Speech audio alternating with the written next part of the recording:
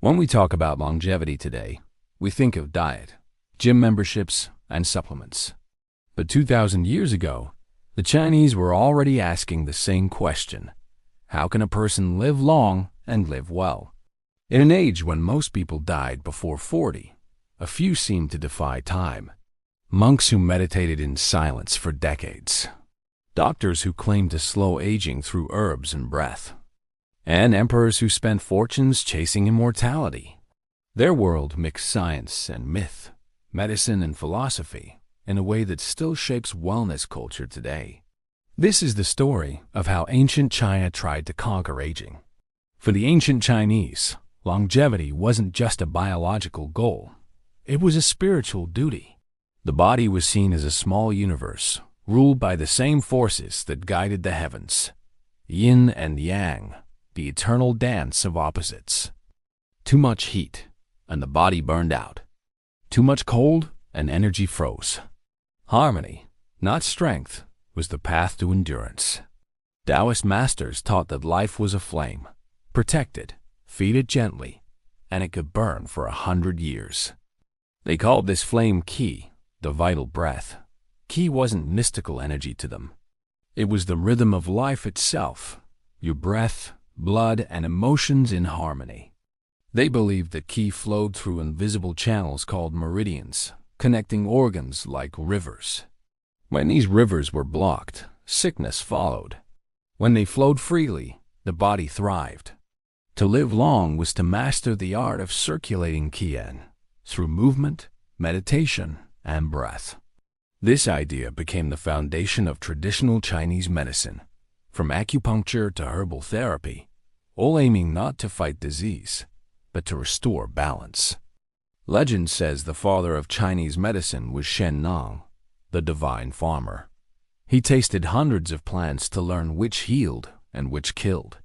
According to stories, his body was transparent. He could see how herbs affected him from within. He discovered tea by accident when a leaf drifted into his boiling water. He drank it and felt a lightness in his spirit, calm yet alert. That moment gave birth to the world's most beloved health drink. From Shen Nong's experiments came the world's first pharmacopoeia, a list of 365 herbs, one for each day of the year. Ginseng to restore energy, goji berries for vision, reishi mushrooms to strengthen Qi, astragalus for resilience. Every herb had a purpose, not just for illness, but for prevention.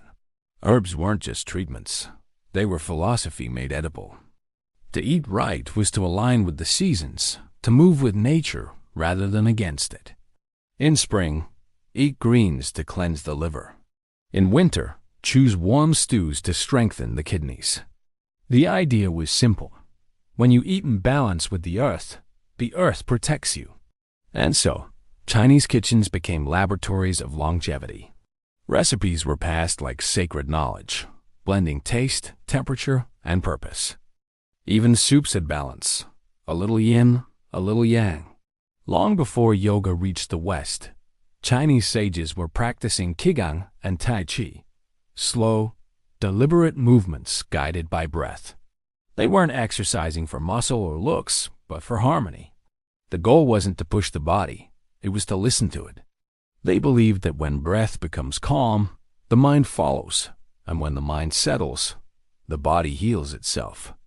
Ancient medical texts from the Han Dynasty described guiding and pulling exercises, stretches mimicking animals, the crane, the bear, the tiger. Each animal represented a different kind of energy, grace, strength, patience, and practicing these movements was said to draw those energies into the body. To the emperors, these practices weren't just health routines. They were national secrets. A long-lived emperor meant divine favor, proof that heaven still smiled upon his rule. But obsession can twist wisdom. When philosophy turned into politics, the pursuit of balance became a race against death itself. Qin Shi Huang, the first emperor of a unified China, ordered alchemists to create elixirs of immortality.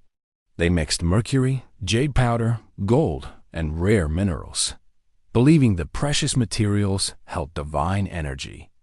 The emperor drank the potion. His court rejoiced. Weeks later, his skin turned pale, his mind erratic, his body trembling. He had been poisoned by his own medicine. The tragedy didn't end there.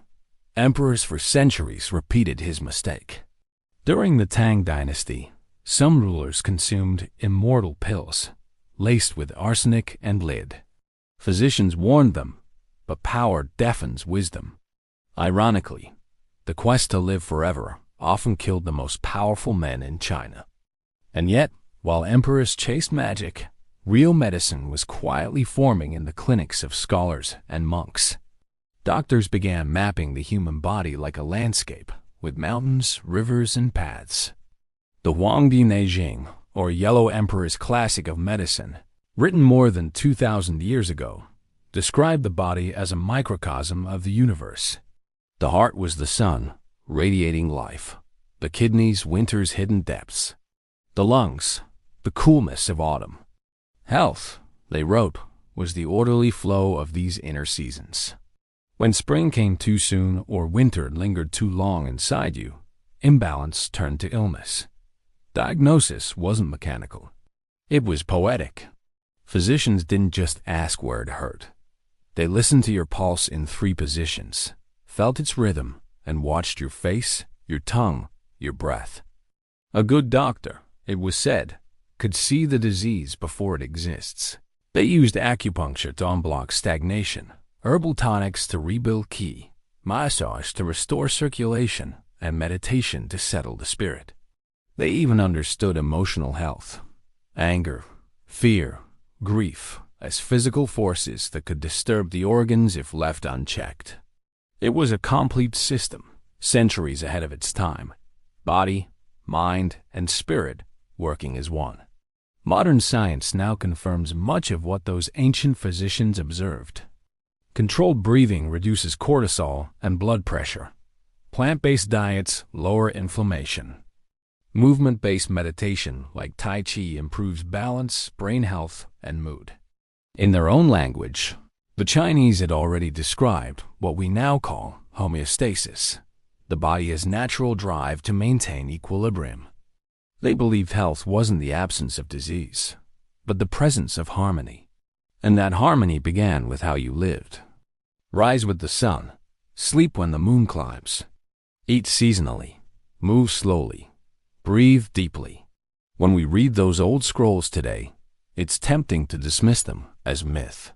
But behind the legends lies something timeless, a worldview where health is not a battle, but a conversation between your body and the universe that made it. The secret of ancient Chinese longevity was never a single herb or ritual. It was a philosophy that living long begins with living in balance. Everything has its time. The wise live according to the seasons, and time, in return, learns to move slower.